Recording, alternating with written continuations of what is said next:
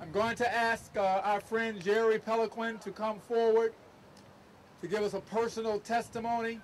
Jerry is our drummer. Sometimes he walks to the beat of a different drummer, but Jerry is a soldier of justice. We appreciate him, and he's going to give us a brief personal testimony of how the plan can change the world. Jerry. When you get introduced as a soldier of justice, you know you're in trouble.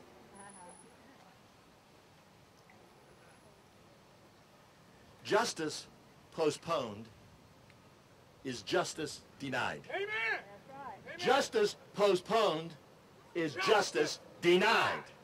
Justice postponed is justice denied.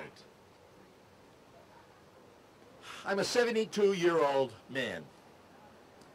I came up in an era when I believed in the American myth. I spent 6 years as a United States Marine. I went to graduate school. I was a musician, a candlestick maker, and an Indian chief. I've done about all of the things that people do in America as they move from infancy to maturity. Along the way, I've learned some truths. I'm sure you all have too. But I must say that I've had no more profound a conversion, a cathartic experience of truly, for me, historic proportions when I first met Norman Kurland and when I first heard about the Center for Economic and Social Justice and the plan called the Capital Ownership Act, Capital Homestead Act, pardon me. I'd like to address, the speakers here have talked about the act comprehensively, and I could add little to that. But I would like to talk about something that I think is necessary, and that is a test. It's hard to get a test because it's a comprehensive solution, a holistic solution to a complex problem, and simple answers are rarely effective. Complex problems require complex, well thought out, detailed solutions, and that's what the Capital Homestead Act is. But let's put forward a test. Washington, D.C., my home. I live here now. Washington, D.C. is a bastard son. Washington, D.C. has home rule, but no power. Well, we have no senators, we have no congressmen, well, and so we get thrown under the bus at the first opportunity. yes, sir. And that's happened several times this year.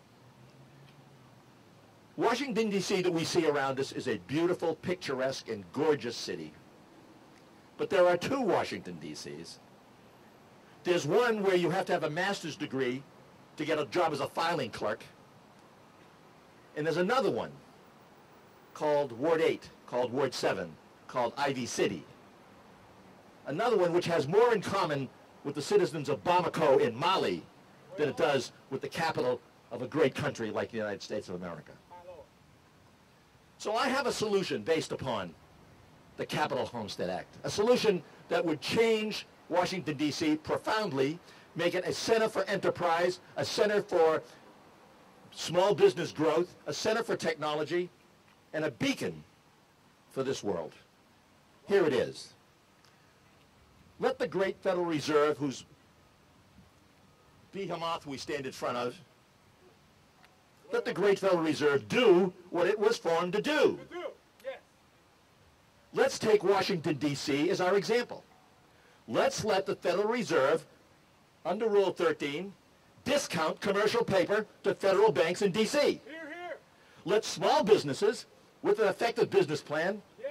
go to their banks Yeah. and let them present those plans, then let the banks take that money, that paper, bring it here to these hallowed halls and discount it and get cash and fund all these businesses that are failing, all these businesses, all these green businesses that can't get started. Now I say, oh yeah, but they'll steal the money. Oh really? Who will steal the money? Who has stolen the money? What we do to deal with the issue, you know, you go to a bank and get a loan, and what do they want? They want collateral. What does that mean? It means you give me $500, I'll give you $500 and charge you for it. Yeah. What's wrong with that picture? Yeah. What we do is we eliminate the need for collateral. Yeah. How can we do that? Well, a thing called risk insurance. And that's what Wall Street should have done before they screwed us and didn't do it and said they did it, and Congress passed a law to let them get away with it. Risk insurance says, I loan you $1,000, and I have an insurance policy. Then I take that insurance policy and I sell 1/10 of it to 500 people, or some number of people.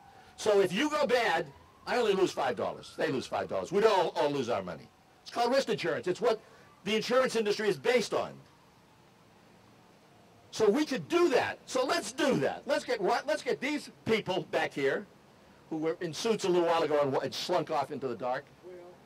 Let the people in the Federal Reserve use the rules that are on the books. Yeah. Let's open up the discount window. Yeah. Let's get some business going here in Washington, Yeah. D.C., and see what happens. And then let them tell us it don't work. Thank you very much. Thank you.